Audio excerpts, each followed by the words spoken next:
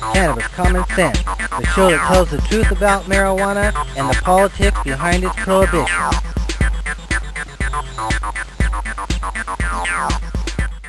Hello and welcome to another exciting edition of Cannabis Common Sense. We have a great show for you tonight. Next to me is that wild and crazy guy, Mr. Casper Leach. Hey, Casper. Standing by in the wings is our illustrious John Cornett. Welcome, John. It's good to see you. Good to see you. We have some videos for you. We'll be taking your calls shortly. No hemp news segment tonight, but we got a lot of news of things that are going on. And we'll be back right after our infamous Dancing Cannabis leaves. I feel the force.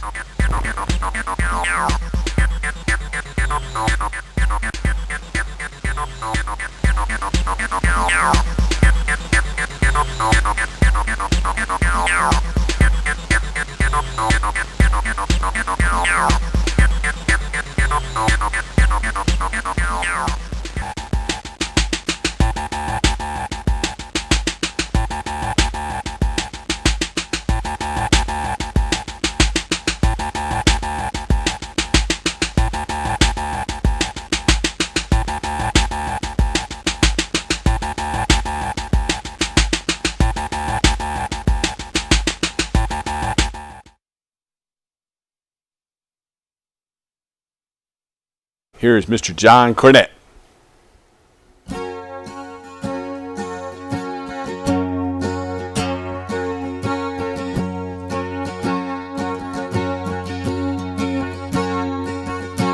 Now is the time. The time is now to tell the truth, to hear the truth, to know truth, to know truth.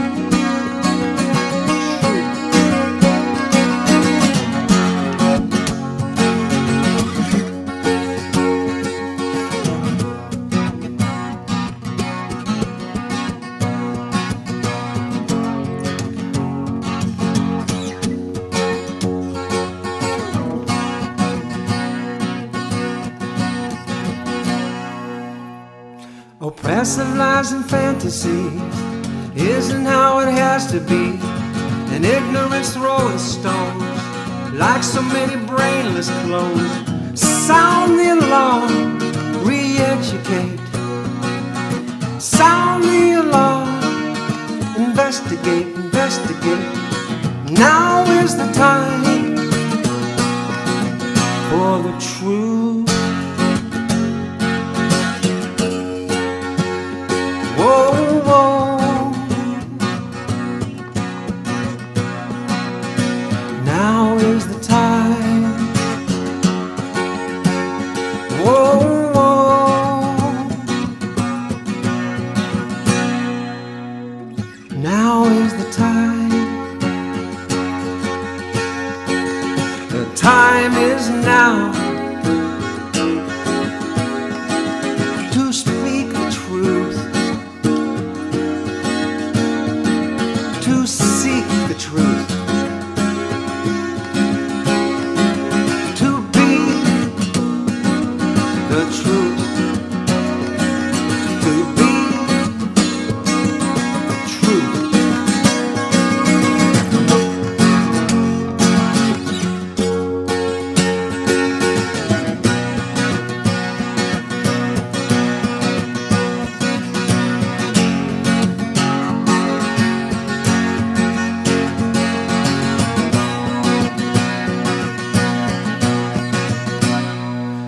Corporations and governments are rarely ever innocent, and dissension is the only way, and live to see another day. Sound the alarm, re-educate. Sound the alarm, investigate, investigate. Now is the time for the truth.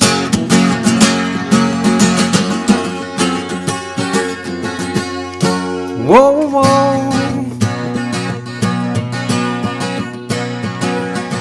Now is the time.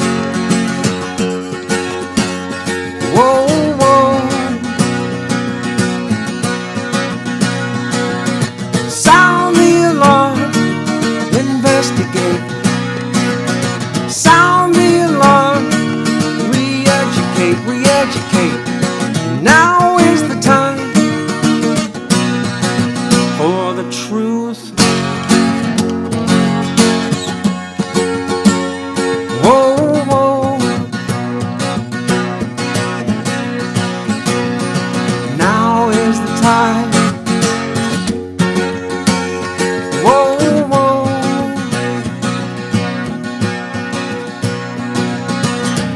Now's the time. Whoa, whoa.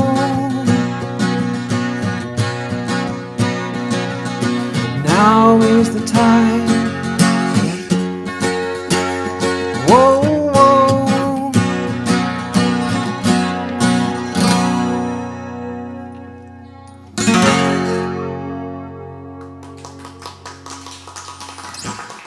Thank you very much. You did a great performance at the Hempstock Festival a couple weeks ago, too. I just want to thank you for opening the show there, too. Thank you. You had a great Very performance happy there. to perform for everybody. Yeah, so we'll have you back at the end of the show. One more song. Hey, Casper, how you doing? Happy Friday. Happy Friday to you. How are you doing? Pretty groovy. How have you been these past couple of weeks? Oh, busy. I went to the Great Midwest Marijuana Harvest Festival last week in Madison, Wisconsin. That is the oldest protest for marijuana law reform and legalization marijuana in the United States. It was the 46th annual Great Midwest Marijuana Harvest Fest. And I have a history there. I went back and spoke at the Great Midwest Marijuana Harvest Fest for the very first time back in 1989 and 90 and 91. And back then, that was the biggest pro-marijuana festival in the world that we know of. And anywhere in the Western world, anyway. And so back then, it had about 20,000 people. They have an event, kind of music and speakers at the University of Wisconsin campus. Then you march up State Street about a third of a mile to the Wisconsin State Capitol and have a rally to end the event on Sunday. And so there were about 5,000 people in the march this year, and we had a 60-foot long joint that had been at the Democratic National Convention. It's this inflatable joint that had been at the Democratic National Convention that urged Hillary Clinton and the DEA to deschedule completely marijuana. That's what it said on the side of the joint. So it was a pretty cool event. I really enjoyed being there again. Well, a lot of people are oblivious to the fact that Michigan at one time had legal marijuana in some parts of the state. Well, when John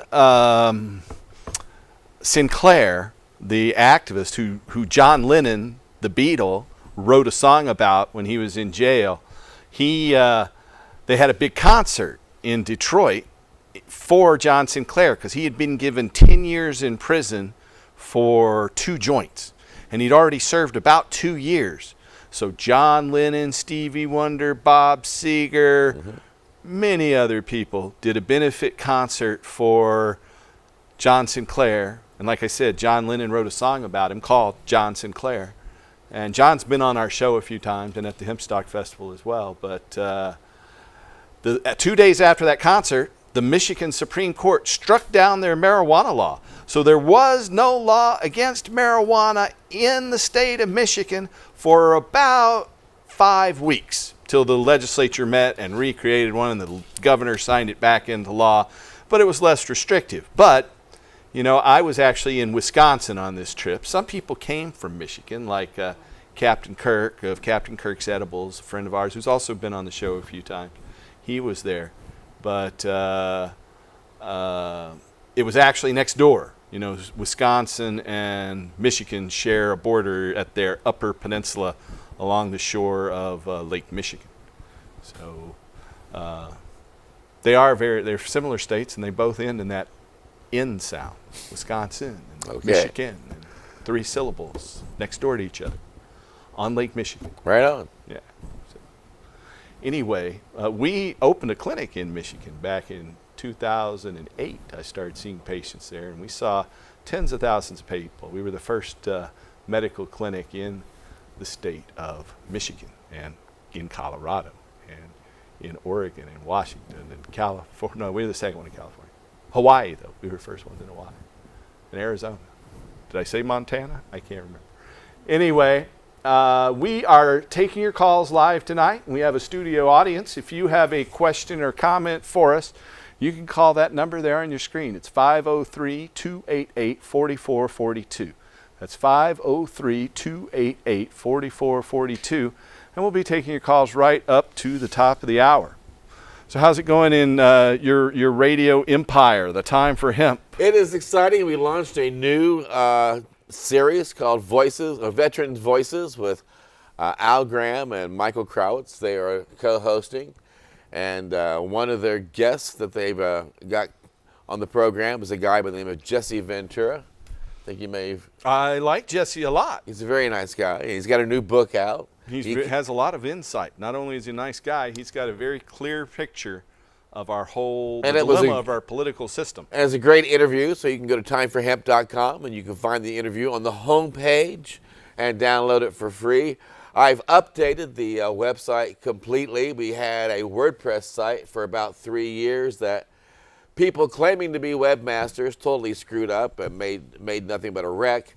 So I took it over and got a program from GoDaddy, one of those little GoDaddy programs, and I relaunched the website. And now when you type the phrase hemp broadcasting into a Google search engine, we're the top 20 hits. When you type in Jesse Ventura and hemp, we're the #1 hit. He's just had a book come out. What is it called? The Marijuana Manifesto? That's it. The Marijuana Manifesto. And because of the hard work... He's written a lot of good books. I've read a couple of them. But because of the hard work that I have done on the website, you can now find us on the internet, and we are ranking, and our traffic is doubling every week. So it was nice to get rid of people who claim to be webmasters and get them out of my life and take over my website, and now get my website so it works right and it's getting lots of great traffic and it loads in easy. So make it a point to go to timeforhemp.com and check it out. And those people who used to be my webmaster, oh, I'm so glad you used to be my webmaster. Yes, I am. So that's going along great. So we got a new show, and then also Bill Levine's brought his first church of cannabis to the network. So he's another Indianan like you. You're an Indiana boy. And when they passed this religious law back about 2 years ago, Bill Levine realized he could take advantage of that and open up the first church of cannabis. And so they do a broadcast each week, and now they're broadcasting on the network. You know, it's interesting you say that. Let me just talk about that first church of cannabis, because if you look at all the world's major religions, cannabis is actually at the base of many religions. In fact, Christ means the anointed one, and the holy anointing oil of Christianity, of Christ, is mostly a very strong cannabis extract oil. Well, the only base that Bill gets to is the base of a bong, so I wouldn't really go that deep on it. But well, you said he was the first. It is, but he doesn't get. There've been a lot of people pushing. He doesn't get real angle religious on it. He makes it a fun thing where everybody can come in. And people have co-evolved with cannabis for at least 12,000 and maybe over 50,000 years. So no wonder. In fact, here is our hemp flame for freedom. This is hemp seed oil and a hemp wick. This will be our next wick when we do another live show in 2 weeks. By the way, we do not have a live show this weekend. Next week, we have a live show today, but next week we'll have a pre-tape show. We won't be live next week? We'll be alive, but we won't have a live show. I am going to be in San Francisco at the New West Summit speaking about the future of hemp and cannabis. The most notable speaker there is Richard Branson. Richard Branson, Virgin Galactic, is going to be there, as will Steve D'Angelo of Harborside. That's the largest dispensary in the United States, and of course also in the state of California. Well, you skipped me there for a minute, because I realize that when I die, I'm going to miss me an awful lot. Yeah, well, we're not in any big hurry for that to happen, that's for sure. Well, some people are. You know, talking about hemp, we have a critical video that we're going to run here in just a moment. Is that what it's called, Critical Video? No, it's called Hemp for Victory from 1942 from the United States Department of Agriculture. Are you in it? Are you in it? No, I wasn't born in 1942. Oh, well, you were talking about I was having sacraments about critical- 2,000 or 3,000 years ago. I wasn't there either. Oh, okay. But we're going to take a phone call first. Welcome to the show, caller. Hello, caller. Are you high, caller? Are you there? But Paul, you talking to me? I'm talking to you. Oh, okay. Hi, that's Paul. I'm just wondering how you're doing with your hostile takeover. And also, I've got a comment about the OLCC, with what they're doing with this. It looks like they want to take over the whole thing and Yeah. do it like they're doing alcohol. Yeah. And we got a whole lot of growers in Southern Oregon that aren't going to have any place to sell their crop. Yeah. That sucks, doesn't it? Well, there's not going to be any other source out there because there are just a few growers that are going to have cannabis harvested for the OLCC stores. So there's going to definitely be a shortage in those OLCC stores. And I'm sure they're going to find a way to let medical marijuana growers fill that lurch. I mean, we've had some meetings with our Oregon state legislators about this, and we're hopeful that we'll see some positive changes, including a dramatic cut in the fee that the Oregon Health Authority, I hate that word, authority. I'm an anti-authoritarian myself, but the Oregon Health Authority has run up the price. I had to spend $400 to renew my card, and so do most people, unfortunately. So the legislature screwed it up, and we're hoping they will unscrew it come next year. Yeah, we may have to take it back to the ballot. Yeah, that's what we might have to do. Of course, then we wouldn't be able to put it on the ballot until a vote in 2018, and it wouldn't go into effect till 2019. So the legislature has made some good changes. They made it where growers and medical growers can have an unlimited number of non-flowering plants. You're only limited by the number of flowering plants. So that is definitely a benefit for the medical marijuana program. But there are a lot of, they are definitely trying to push all the medical dispensaries and growers into the recreational system. And there are benefits that remain to being a medical patient. You can have a higher dose in your edibles and your concentrates, and you won't be taxed in the recreational stores either. They'll have to take that tax off for medical purchasers. Well, and I would think that as time progresses, there's going to be an evolution on every scale, where ultimately, if it's a medication that's being prescribed by your doctor's office appointment will be covered by your insurance, as well will your medication. Whereas if they make it recreation, I don't know anybody whose recreational whiskey is covered on their Blue Cross Blue Shield. I have a few prescriptions from back during alcohol prohibition for medicinal whiskey. I also have some for cannabis, too. I collect those kind of things. How old again are you? Too damn old. I'm okay. 56, if the truth must be told.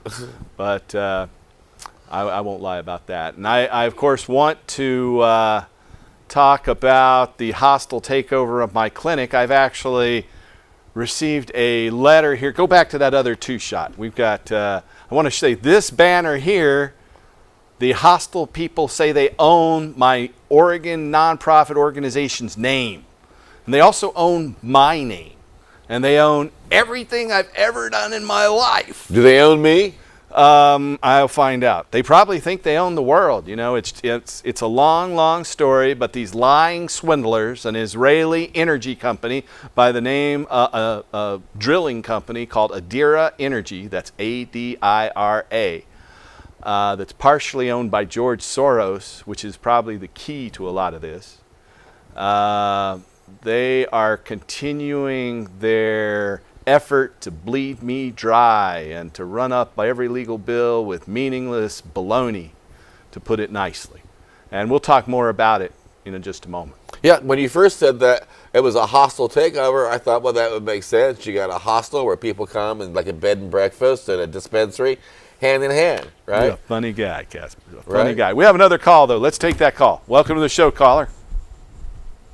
Hello. Hello. Hi. Hi. He is. So hey, I'm kind of really upset about the fact that just out of the blue, the kids that started working in the grow rooms have to be 21 now. Uh-huh. When they've already been working there, some of these kids have been working there for over a year. Uh-huh. You know, as soon as they hit 18, they got a job, they're off the street, they're working hard. Then all of a sudden, they don't have a job anymore because they're not 21. Yeah. I Well, it's don't not right. understand You know, how- alcohol is a lot more dangerous than marijuana. And, you know, for when I was a kid, the age was 18. I grew up and became 18 in 1978. So it was in that window from like 73 to 85 where alcohol was legal for people at the age of 18. But there were a lot of kids dying in automobile accidents, and we have to teach our representatives and the public that marijuana is a lot safer than alcohol and shouldn't be treated as strictly as alcohol. Well, the But thing is, the kids that are working there, they're not getting high while they're working there. Right, They treat right. it like a real job. They go, they're sober. Well, it is a real job. When they get off, they can do whatever they want, and that's what they do. But who allowed this to happen to where all these kids now don't have jobs? I don't understand. It's the legislature and the Oregon Liquor Control Commission. So I recommend you talk to your Oregon state legislator, whether it's your state senator or your state representative in the Oregon House of Representatives in Salem. And you're going to be voting on new ones come November. So now's the perfect time to talk to them about it, because you can say, if you do what I want you to do, I will vote for you. And you might even donate $5 or more to their campaign if they support, you know, the issues you want. So now is a good time, probably the best time you could possibly talk to your state legislator about what you want to see happen when the legislature meets in January. You can't work here anymore because you're not 21. Yeah, that's I mean, they ridiculous. can I just do agree. that? Yeah, but, you know, Okay. you know, the laws are constantly in flux. We're still seeing changes in the alcohol laws here, you know, 80 years almost since the end of alcohol prohibition. Right. So we just have to educate people and lobby for the changes that we think are right. You know, now, though we've won legalization at the state level, we don't have it at the federal level yet. And then we're fighting county by county, city by city over every different zoning law. They have these Oh, yeah, bans I've in seen that out 160 there. different I know people cities that and have counties on growing marijuana outdoors. And you know, there's just lots of battles to fight. You know, before we voted on legalization, people said, oh, it's going to be so wonderful not to have laws. And I always said, that's just a step. You know, when we were doing our Hempstock Festival, I went in and talked to the Portland police. And they would not sign off on our Hempstock Festival, by the way. They tried to stop it again for the 4th year running. They said, your festival is just about smoking marijuana, isn't it? I said, no. You know, legalizing marijuana is just a step. We really want to replace petroleum. We want to replace petroleum. And the only way we can do that is to be able to grow high THC with big buds and big seeds, and not the low THC dwarf hemp that we are allowed to be cultivated.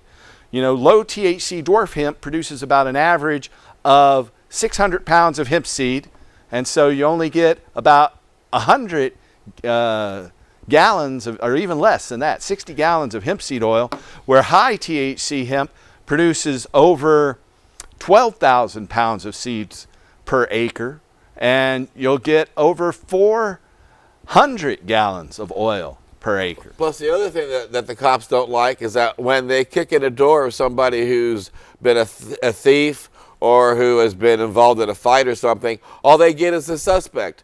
But when they kick in the door of somebody who they're going to charge with a marijuana crime, they get the car, the bank account, the house. They sell the marijuana on the Yeah, black they get market. everything. You know, So it's- inevitably, I've been an expert witness in many court trials over the past 20 years, and every time I go into the locker room, you know, they got pictures when they always come in the day before, the day of harvest. They just happen to know when that's going to be. because they're watching the place with their infrared detecting lights, which is illegal, by the way, but they're doing it, and they just don't bring that up as evidence.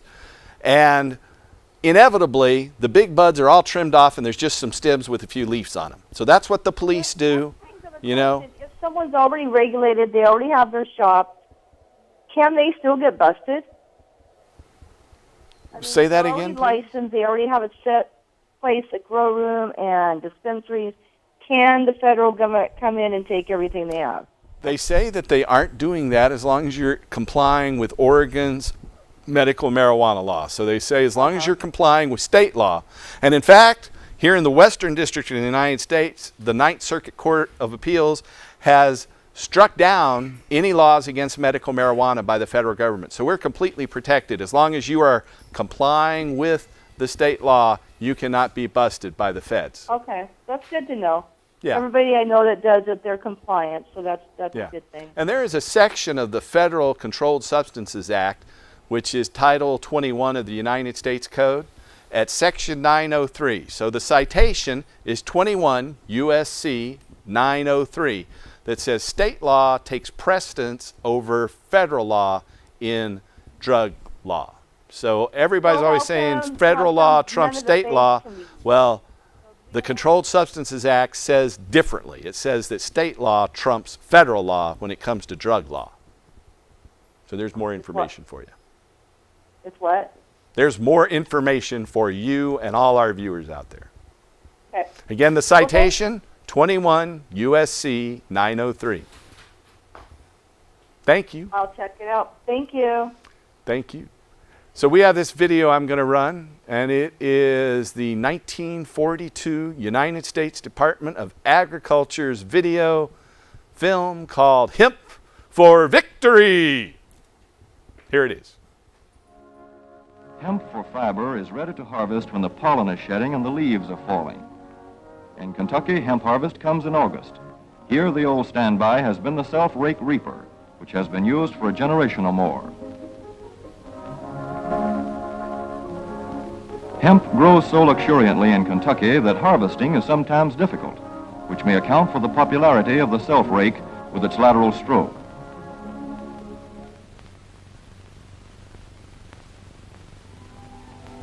A modified rice binder has been used to some extent. This machine works well in average hemp.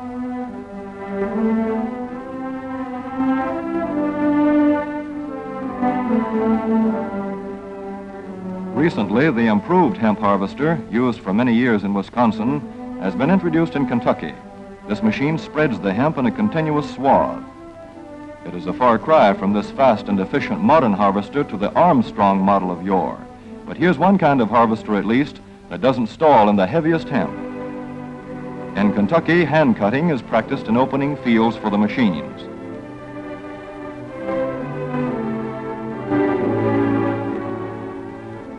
In Kentucky, hemp is shucked as soon as safe after cutting, to be spread out for retting later in the fall.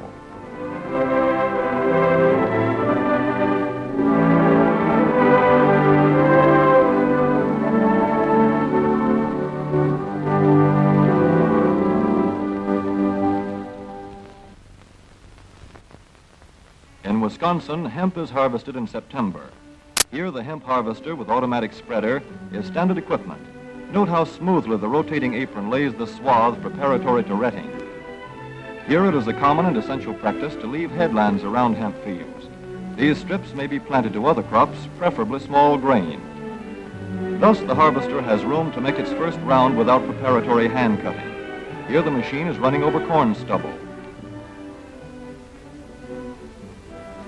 When the cutter bar is much shorter than the hemp is tall, overlapping occurs. Not so good for retting. The standard cut is 8 to 9 feet. The length of time hemp is left on the ground to ret depends on the weather. The swaths must be turned to get a uniform ret.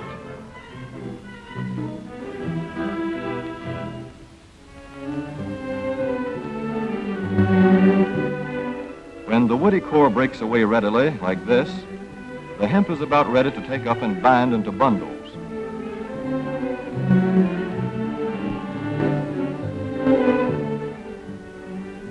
well-retted hemp is light to dark gray. The fiber tends to pull away from the stalk. The presence of stalks in the bowstring stage indicates that retting is well underway.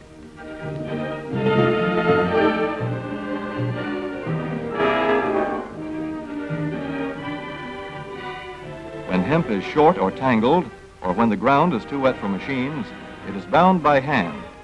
A wooden buck is used. Twine will do for tying, but the hemp itself makes a good band.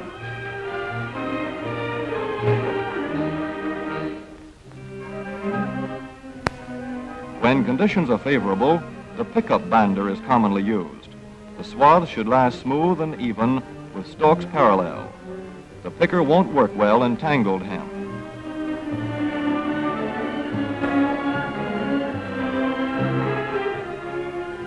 After binding, hemp is shocked as soon as possible to stop further retting. In 1942, 14,000 acres of fiber hemp were harvested in the United States. The goal for 1943 is 300,000 acres. Thus, hemp, Cannabis sativa, the old standby cordage fiber, is staging a strong comeback. This is Kentucky hemp going into the dryer of a mill at Versailles.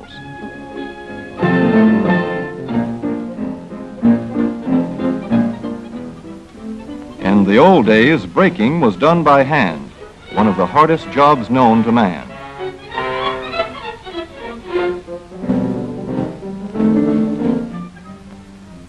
Now the power breaker makes quick work of it.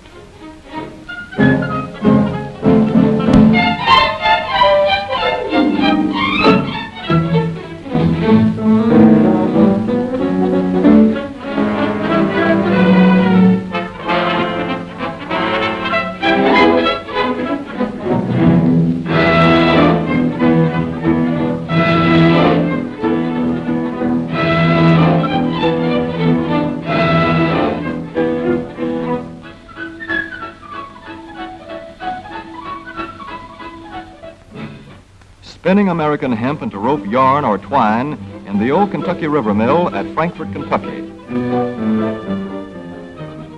Another pioneer plant that has been making cordage for more than a century.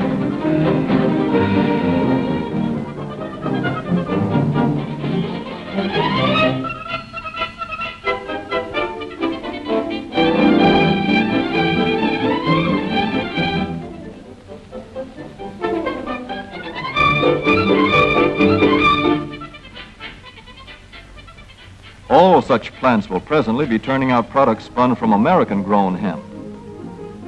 Twine of various kinds for tying, winding armatures, and upholsterers' work.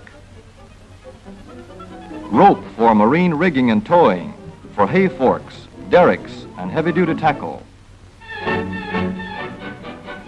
Light-duty fire hose. Thread for shoes for millions of American soldiers. And parachute webbing for our paratroopers.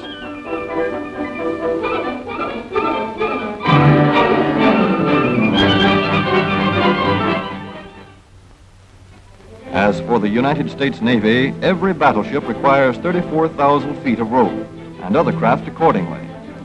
So here in the Boston Navy Yard, where cables for frigates were made long ago, crews are now working night and day making cordage for the fleet. In the old days, rope yarn was spun by hand.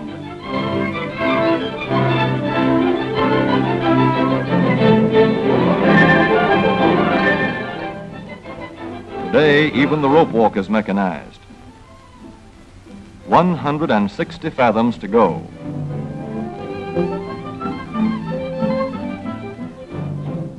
The rope yarn feeds through holes in an iron plate.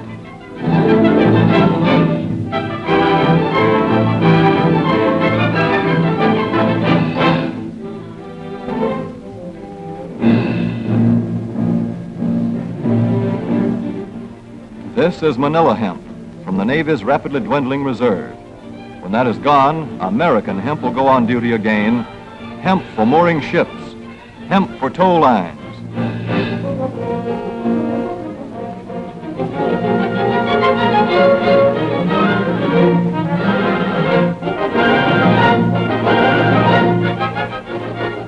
hemp for tackle and gear, hemp for countless naval uses both on ship and shore. Just as in the days when old Ironside sailed the seas victorious, with her hempen shrouds and hempen sails.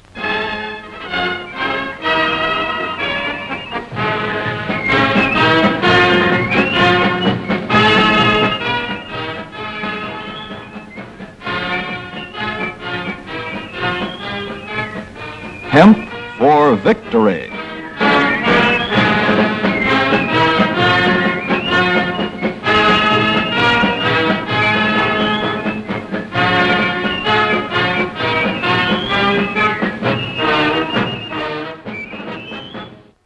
Okay, there it is, hemp fuel. You know, marijuana prohibition was never really about drugs. That's always been a smokescreen. Marijuana prohibition has always been about hemp fuel, hemp fiber, and the continued centralization of economic and political control, because hemp is naturally decentralized and cheap to grow and produce, where petroleum and the other synthetic alternatives are very expensive to produce and therefore capital intensive. The people who brought us marijuana prohibition and who are taking over my company, an Israeli petrochemical company that's trying to steal everything I've ever worked for in my life and all your patient records out there, they're the petrochemical, pharmaceutical, military, industrial, transnational, corporate, elite, fascist sons of a bitches, and you will be defeated. And I'm going to do it. I will never surrender. And like I told the cop, this isn't about smoking marijuana. This is really about fuel. And it's a fight between the synthetic cycle and the natural cycle. And to naturally decentralize our economy and spread the wealth across the greatest number of people with hemp, and centralize the economy and give all the power and money to those despots out there in Saudi Arabia and in Adira Energy in Israel and all these people who are planet rapers. You know, they want to rape us all, and I'm not going to stand for it. So, you know, we're going to take them down, and that's what it's all about here. What do you say, Casper? Yeah. You know, in the Hemp for Victory, they showed the sign said the rope walk. And the rope walk was a factory to process hemp fiber into rope. You had to have a big, long thing and twist it all up, you know, a few hundred yards long.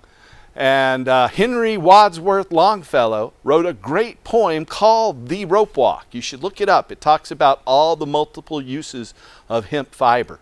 And look up Henry Wadsworth Longfellow's poem, The Rope Walk. And so I will be next week at the New West Summit in San Francisco on Friday, giving a presentation there, along with Richard Branson of Virgin Galactic and Steve D'Angelo and many others. You can find out more about that by looking at their website at newwestsummit.com. That's newwestsummit.com. So check that out for more nifty stuff. And so, Casper, what do you think about all the brouhaha around our presidential election? Oh, I am so excited. It's fun to watch. You never know what's going to be coming out of Hillary's camp with all the emails and the WikiLeaks. And now that I'm watching Donald Trump, it makes me feel glad to know that I'm famous, because, you know, being famous has its perks. Really? Like, you get a good seat in a restaurant. Yeah. Anytime I go to Wendy's, they always have a place for me to sit down right away. Just snap, snap, snap. And anytime I go into the dispensaries, they know who I am. And now I can start groping people now that I'm famous.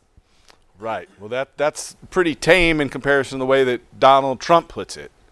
Gosh, today was the day for you guys watching in the future. But what I don't understand is Donald Trump just is having a little locker room chit-chat, which is kind of crude.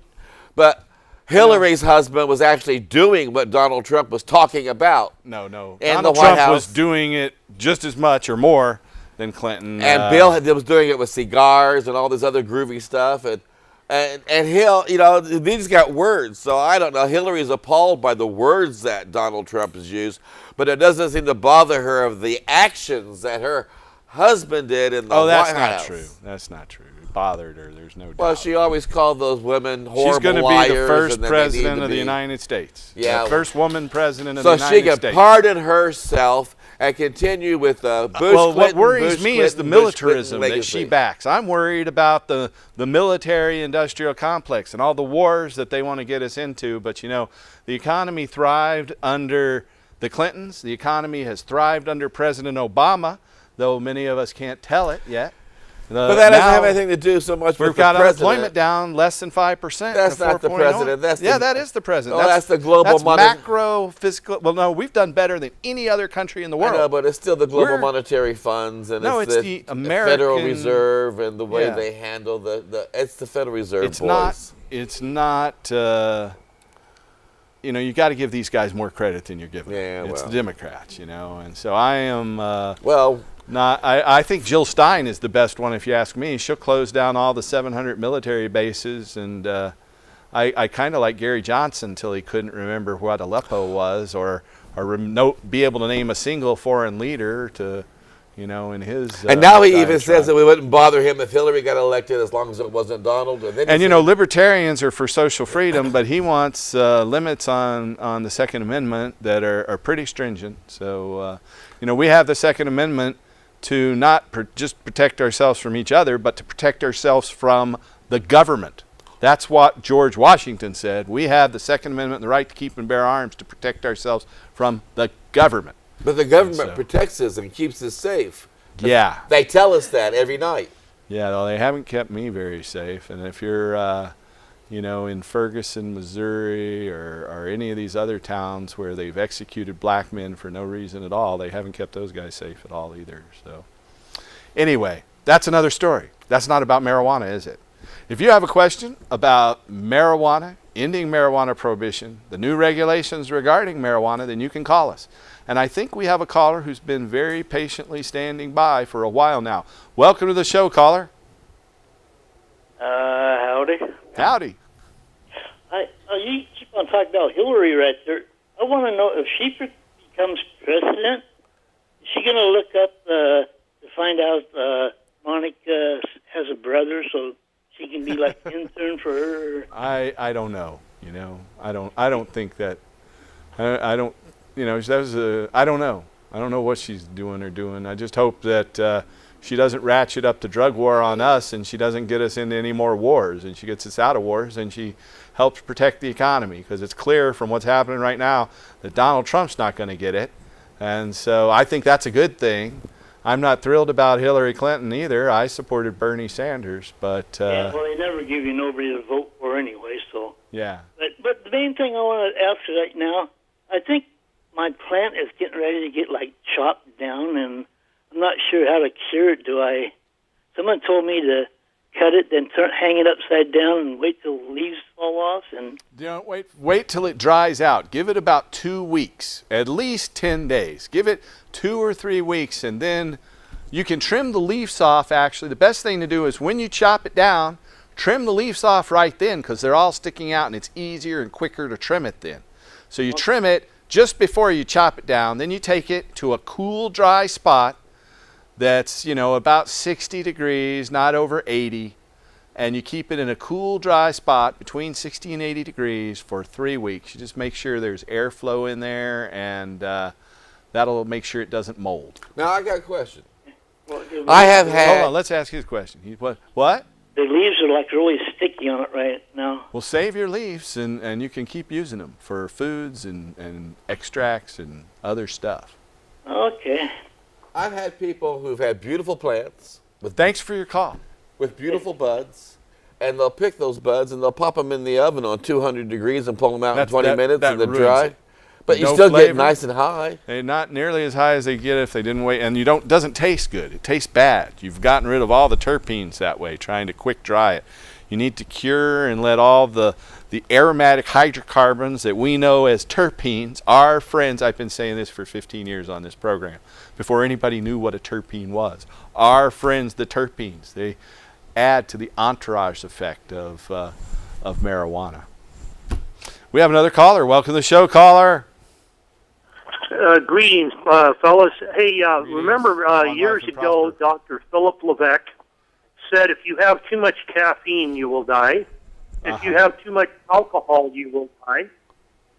And the worst thing will happen to you if you have too much cannabis, you'll probably fall asleep in front of your refrigerator. That's right. Well, the reason why I'm bringing this up, why I said all this preliminary to what I'm actually going to tell you about, is just now I witnessed the hypocrisy. I have one of my TVs on Channel 12 News, and they had coffee with a cop day down in Tigard at some coffee shop down there. They had a big old, about a 20-cup coffee maker in the middle of the table. And caffeine is one of the worst stimulants you can put in your body. It dehydrates you. It makes you urinate out your potassium, your magnesium, and some of your other electrolytes. So it makes your heart about 10 times more susceptible to a dysrhythmia. That's according to Dr. Bob Martin when I used to listen to his Health Talk radio show all the time years ago. But I think it was the calendar year of 2013 or 2014. I heard this statistic on the news that over 9,500 emergency room visits were attributed to either coffee, caffeine, or these stupid energy drinks, because these things are poison. Cannabis is not a poison. To reiterate what Dr. Philip Levesque, and for the people out there that are new, Praise Dr. Philip Levesque was a professor of pharmacology and toxicology for over 48 years. By the way, he was a hero in World War II. But, by the way, I can't hear anything you guys are saying. I'm not saying anything. Can you hear it now? Oh, I can hear you now. Yeah, okay, I wasn't talking. I was listening to you. But anyway, Keep just going. for the people out there that don't Dr. know, Levesque was a great Dr. American Levesque hero. passed away about a year ago, and at the age of 93 or 94, was it? But yeah, he was 92 and a half when he passed away. We celebrated his 90th birthday right here on the set and cut his 90th birthday cake right here on this desk. Yeah. But the point I'm making is that the hypocrisy of the news media, it doesn't matter whether it's Channel 12, Channel 8, Channel 6, Channel 2, these idiots they never miss an opportunity to go to a brewery, a winery, or a distillery, and it doesn't happen like just now and then. This is like, I watch the news almost every day, and there's hardly a day that goes by where these news vultures aren't at some place where they produce alcohol. One of the easiest things to kill yourself on, because it is a central nervous system depressant. It will shut down your breathing centers in your medulla oblongata, and it will cause death. Cannabis cannot cause death, and it just pisses me off to no end to hear these idiots that are bombarding us with their dangerous radio waves and TV it's their waves. biases. We all have these biases. They're kind of like rectums. We've all got one. Trying to get us to poison ourselves with the crap that they sell on television. And then they look down their noses at the people using cannabis. And it just, as you can tell, it really burns my you-know-what. Your rectum. Speaking of burning stuff, one of these days I'm going to go into a secondhand shop and get a little lantern, like a kerosene lantern, that you guys can burn your hemp oil we've had a little lantern, but it takes too much. We need a really little one. We've had some people come in and give us lanterns, but they're way too big, and we don't have that much hemp oil, and we can't. We need a little tiny one. So if you want to do that, that would be cool. But our caller does make an excellent point. I have seen many soft news segments that they're talking about this new restaurant that's opened up, got 20 different types of beers and ales that you can buy, or this new brewery that's opened up has created a new 15 or 20 jobs. But how much advertising did it buy from that station? But you don't see them going into dispensaries talking about the jobs that the dispensaries have created. They won't even let dispensaries advertise. You don't see them going into dispensaries talking about the different strains that are being grown by the various farmers in the community. They're also creating jobs. And so, no, you're absolutely right. They would prefer to go out and promote poison. Though, you talked about our friend Dr. Levesque, who helped me a great, great deal, and who I greatly admire. He's almost like a father to me. But we have a little video celebrating Dr. Levesque. So thanks for your call. Tune in next week. What? Is that okay? Okay, thanks. And here's a video celebrating Dr. Philip Levesque. Well, I think it's very interesting that we know from historical records that cannabis has been used for literally thousands of years, and nobody has ever reported any bad effects from the use of it. Yeah. And when you compare that to tobacco or to alcohol, there's absolutely no comparison between tobacco, alcohol, and marijuana. There's just absolutely none whatsoever. And the statement that that marijuana is a gateway drug to heroin or cocaine or whatever, this was verbally thrashed by the Institute of Medicine that said there was no evidence whatsoever that this was the case. So I think the main thing that we're doing is supporting General McCafferty and a whole bunch of DEA agents who are making very high salaries and don't want to give up the game, as you might say. So the people that are making money on the marijuana issue are the DEA agents. So I guess the federal prisons, the guards in the prisons are probably also recipients of a lot of money from the marijuana business. So exactly. It's really a strange, absolutely bizarre situation that this has gone on, and I can't understand why some of these politicians in Washington, D.C. and elsewhere can't see this or understand it or whatever the right word is. I don't understand it. I was a battalion scout and point man, and any of you guys are veterans, you know what the hell a point man means. The life expectancy is about 30 minutes or so, something like that.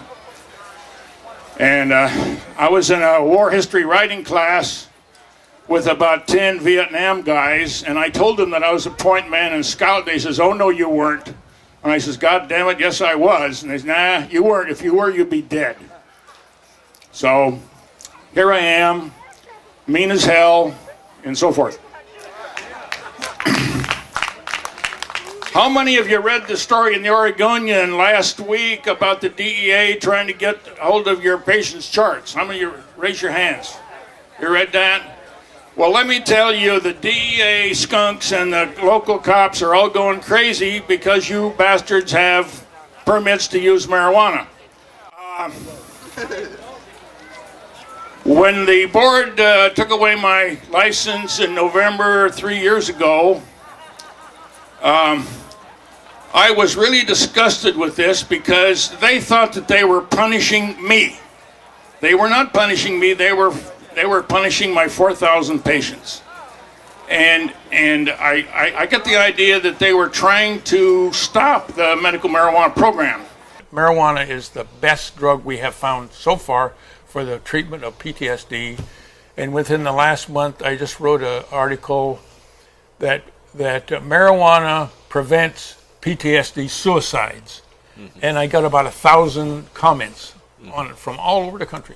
Well, you know, I was in the military, but I didn't see combat. But I do know, as a marijuana user, that when I smoke marijuana, I don't have dreams. Yeah. And when I quit using marijuana after a couple of days, I start to have some very vivid dreams. Yeah. So obviously, the use of marijuana will help. That is one of the worst symptoms of PTSD, and you probably wouldn't imagine what the second most important symptom is. What's that? Not being able to talk about what was your worst experience.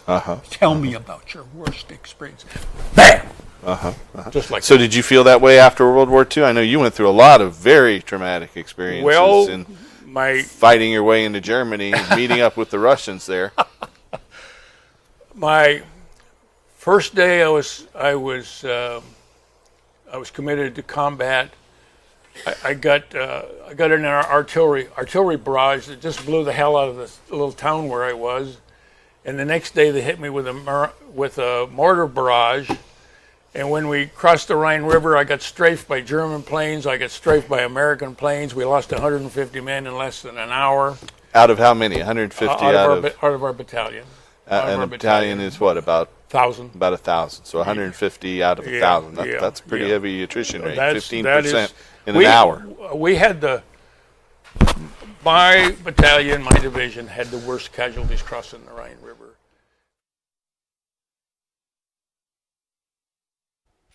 So there is Dr. Philip Levesque. I'm glad that guy brought him up. You know, Dr. Levesque helped thousands of people and one of the first medical marijuana doctors. He helped us start the THCF clinic, and we are seeing patients now. In fact, if you need help finding a doctor, I recommend you call the number there on your screen. The toll-free number is 888-499-THCF. That's 888-499-8423.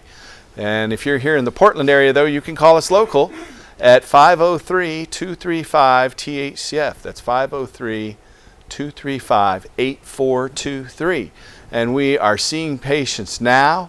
We are going to strip the Canadian swindling, lying people who have temporarily stolen my clinic of all the assets they ever had, and we're just going to strip them and start seeing all of the patients ourselves at our new clinic at 2712 Northeast Sandy. So give us a call there at 503-235-THCF. So, Casper, what do you want to talk about here in the close? We got less than 2 minutes. We got a lot going on at the timeforhemp.com website. Please make it a point to stop by. We're working hard to keep cannabis great. We want to see jobs come back to this country. We want to see the laws change so the crooked politicians are read out of Washington. We want to see the jobs come back to this country where we are creating all kinds of wonderful products that we can compete on the open market with. And we know that if we keep cannabis great, this country will be strong. And we're going to build a wall around the DEA, and they're going to pay for it. So go to timeforhemp.com and check us out and share us with your friends. I agree. So I want to thank you guys for watching. We're going to go out on another great song by our buddy John Cornette. Tune in next week. We'll have a tape show next week. Check out where I'll be at newwestsummit.com. And we want you to tune in and help us restore hemp.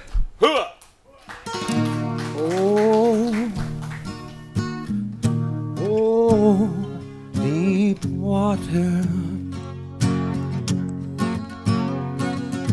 black and cold like the night. I stand with arms wide open. I've run a twisted mile. I'm a stranger in the arms of the Maker.